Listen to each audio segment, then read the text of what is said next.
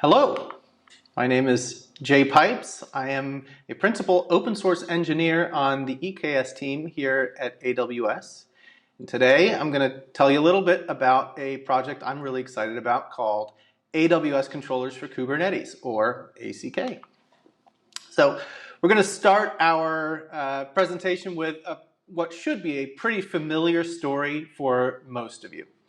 So we've got Alice. She is a web developer, and she's developing a Node.js application for her sort of interdepartmental application for her company. And she's using Node.js. She's building her application into an immutable Docker image and following modern application development practices. Everything's great. And she chooses to use an embedded database, something like SQLite, right? Because that's where, frankly, a lot of tutorials and getting started, hello world type tutorials that promote that kind of thing.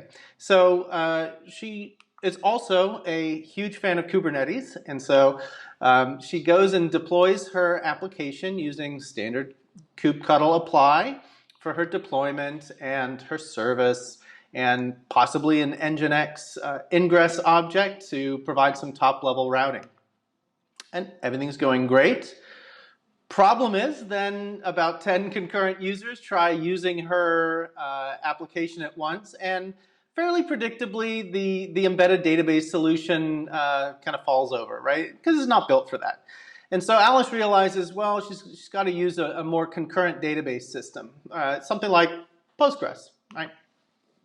And so Alice, she Googles, for some tutorials, how do I set up Postgres in Kubernetes? And most of the tutorials, they all boil down to what you see on the screen here. You're going to create a secret persistent volume claim so that there's some persistent storage for the system, create the deployment file, and then a service for some top-level networking.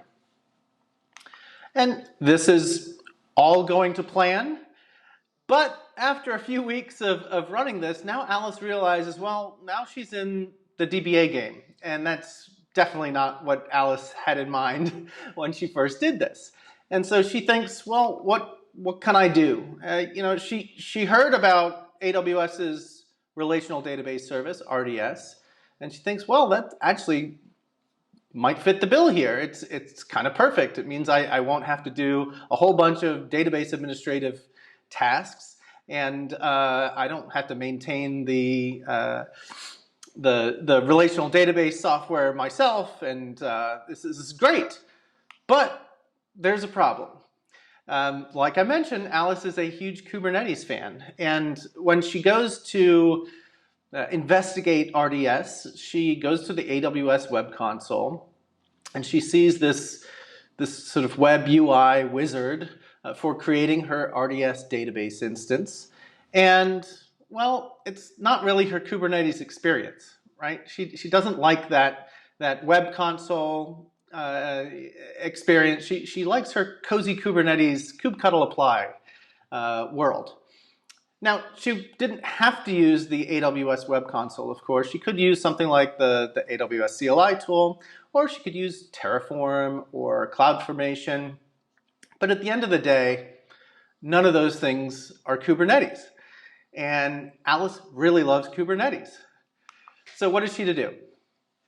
Well, what if she could do this? What if she could create an RDS database instance by just doing kubectl apply and passing in a Kubernetes YAML manifest to the Kubernetes server, and then something would go ahead and create the RDS database instance behind the scenes for Alice? Well, this is essentially what ACK is all about. It is bridging the divide between the AWS APIs and the Kubernetes API. So it's allowing Kubernetes users who want to stay in their cozy little Kubernetes world and experience and manage the lifecycle of AWS resources just by using the Kubernetes API. So that's really what ACK is all about. Let me give you some insight into how ACK is designed and architected, and a little bit of information about our upcoming roadmap. So ACK, it is a collection of Kubernetes custom controllers. So I say Kubernetes custom controllers here as opposed to operator, Kubernetes operator, for a couple reasons. First, there's this connotation of the word operator in the Kubernetes universe that the Kubernetes operators are custom controllers for stateful-like applications that are not necessarily stateless and that kind of thing. Whereas Kubernetes custom controllers are really just a Kubernetes deployment that it's a Kubernetes native application that is responding to custom resource definitions and managing the reconciliation of desired versus observed state for those custom resources. ACK is a collection of those Kubernetes custom controllers. There is one ACK service controller for each AWS service. So there's an ACK service controller for S3, an ACK service controller for SNS, etc. And each of those individual ACK service controllers, they manage the lifecycle of the resources in that AWS API. So the ACK service controller for S3, it is managing the resources for S3 buckets, right? The ACK resource controller for SNS is managing resources for SNS topics and SNS platform applications and that kind of thing. The way that the Kubernetes user interfaces with the AWS APIs is just via Kubernetes API. They pass in a Kubernetes YAML manifest, like you saw earlier in the slide with the RDS DB instance manifest that Alice was kubectl applying. But they pass that to the Kubernetes API server. Kubernetes API server does some validation, writes that manifest as a custom resource to its etcd backing data store. And at that point, the ACK service controller gets notified that, hey, there's this new custom resource of a particular kind, let's say an S3 bucket or an SNS topic, and it goes about and does its business of talking and communicating with the AWS APIs and managing the lifecycle of that particular resource and reconciling the desired state, which is stored within Kubernetes, with the observed state, which is what the AWS API returns. The design of ACK, like I mentioned, is lots of individual service controllers. We use code generation for pretty much everything. And the reason I bring this up is because early on we decided that it just wasn't going to be feasible for us to hand code 165 plus different ACK service controllers, one for each AWS service.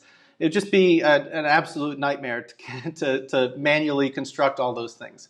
And so we set about early on to focus on a code generator within ACK that not only generates the API types, these custom resource definitions that I referred to earlier, but also the actual service controller implementation.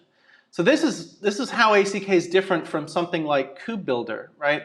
When you use KubeBuilder and you generate a Kubernetes custom controller using KubeBuilder, what is output for you is essentially a skeleton custom controller. You then have to go and implement that custom controller to reconcile the state of the custom resources which are generated for you by KubeBuilder. And KubeBuilder is a great tool, but because what it generates is essentially a skeleton, a stub of a controller, and that you still need to generate all that service controller implementation, we weren't really happy with that. We needed to actually generate the full implementation of the service controller code. And that is why we spent so much time working on that ACK code generation up front to allow us to have at least a decent velocity of onboarding new AWS services into the ACK project. One thing that's very important to point out, there's nothing specific to EKS about ACK. So people sometimes ask me, well, why didn't you just make ACK a feature of EKS, the managed service from AWS. And the reason is because we wanted ACK service controllers to be installable on any target Kubernetes cluster, regardless of whether the customer chooses to use the managed control plane sort of flavor of Kubernetes that EKS represents. We want ACK service controllers to be able to manage AWS resources regardless of whether you're running a Kubernetes cluster on-prem or even running it on GCP, or using comps to install a Kubernetes cluster on EC2. We didn't want the choice of Kubernetes platform to be a limiting factor there. And finally, we chose not to use AWS CloudFormation as an implementation detail inside of ACK. There were a couple reasons for that. The ACK project started off life as a sort of reimagination of a previous project called AWS Service Operator, or ASO. And ASO, similar to ACK, allowed the Kubernetes user to manage the lifecycle of AWS resources by writing Kubernetes manifests to the Kubernetes API server. The difference is that the ASO, the AWS Service Operator, when you, for instance, created a S3 bucket manifest and wrote that to the Kubernetes API server, what ASO would do behind the scenes is create a CloudFormation stack, and that CloudFormation stack would create an S3 bucket. And we found that that was kind of a surprising user experience, right? That like the user would log into the AWS web console and see that there were a whole bunch of CloudFormation stacks that got created, when in fact what they thought was going to be created was just an S3 bucket.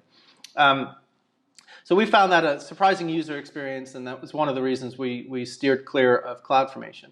The other is that both CloudFormation and Kubernetes have their own ideas of what should be the source of truth for desired state of things. CloudFormation views its desired state of truth as the CloudFormation stack, which is derived from a CloudFormation template, whereas Kubernetes views itself and the etcd object storage as the source of truth for desired state. And those two things can sort of race with each other and conflict. And that's the other reason why we chose not to use CloudFormation. So, a very important feature within ACK is the ability to manage resources, AWS resources, across lots of different AWS accounts from the same ACK service controller. So what this allows you to do is essentially avoid having to install lots of ACK service controllers in lots of different target Kubernetes clusters.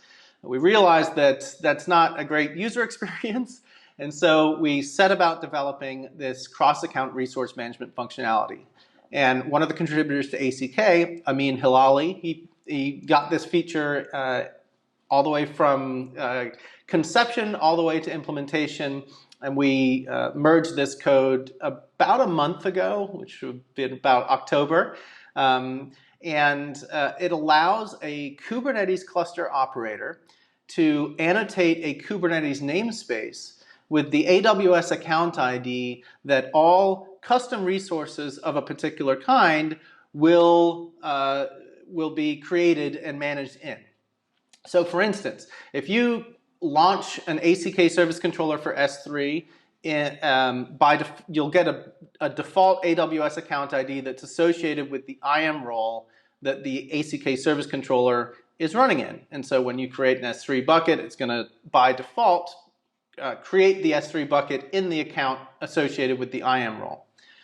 But if you want to manage S3 buckets across 3 different other AWS target accounts, all you need to do is create 3 Kubernetes namespaces and,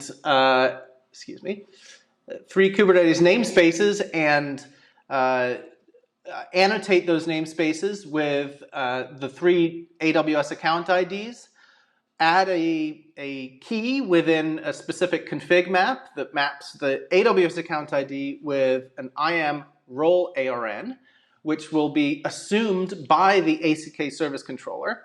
So when the ACK service controller sees a new S3 bucket come in on a particular namespace, it sees, oh, I've got a different AWS account ID for this namespace than my default. It then calls STS assume role to pivot the client that lives within the ACK service controller to then manage resources in that target account. And in this way, a single ACK service controller binary can manage resources across lots of different target accounts. You don't need to install ACK service controllers in a dozen different Kubernetes clusters just to manage resources in lots of accounts. Another important topic is authorization and access control. What the link that I put on the slide here is very important. It has a diagram in that link that explains the concepts that I'm listing here. When you're thinking about ACK, you always have to remember that there are two different role-based access control systems in play at any given moment. But importantly, those two RBOC systems do not overlap with each other. So when Alice, the Kubernetes user, submits a manifest using kubectl apply or kubectl create to the Kubernetes API server, the Kubernetes RBOC system is then in play. And the Kubernetes API server then makes a check and validates whether Alice has the ability to create or list or patch a particular custom resource of a kind, say, S3 bucket. Once that validation check happens, the Kubernetes RBOC system is no longer in play. The Kubernetes API server returns to Alice a 200 saying, hey, I've gone ahead and created the S3 bucket that you submitted to me. At that point, the ACK service controller then picks up the S3 bucket custom resource and then needs to determine how it's going to communicate with the AWS S3 API, and it does so using the AWS IAM role-based access control system. Those two RBOC systems, like I said, do not overlap, right? The ACK service controller is going to be functioning under the constraints of the IAM RBOC system, whereas the Kubernetes user is functioning under the constraints of the Kubernetes RBOC.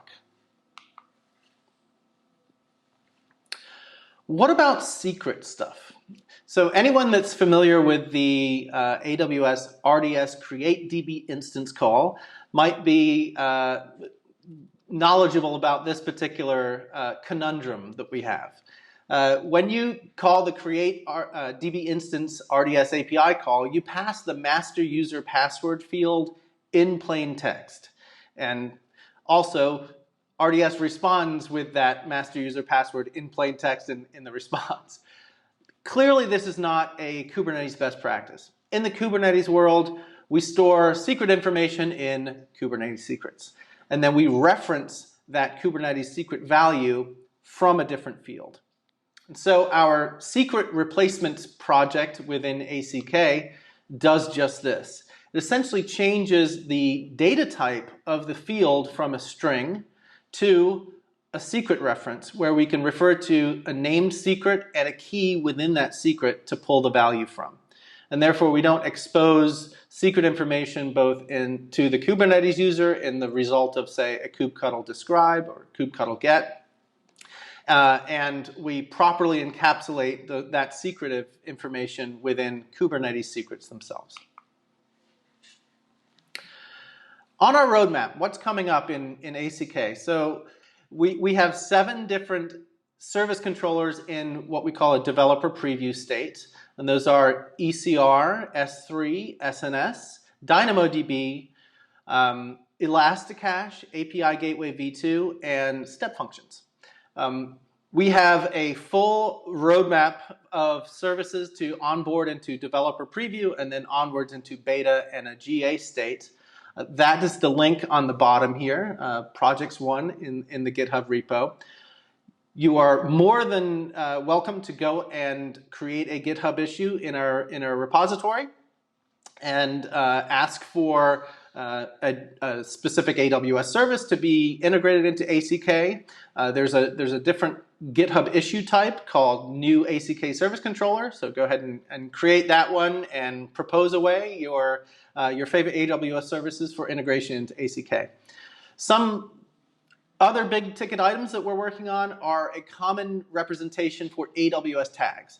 So many of you that are familiar with lots of different AWS APIs might recognize that there are different representations of an AWS tag from one API to another. Some of the APIs use a map of a string to string.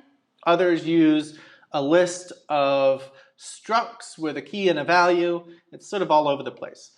What we are doing in this common AWS tag representation project is making the custom resources spec.tags field a map of string to string and standardizing the representation of an AWS tag across all resources that ACK service controllers manage.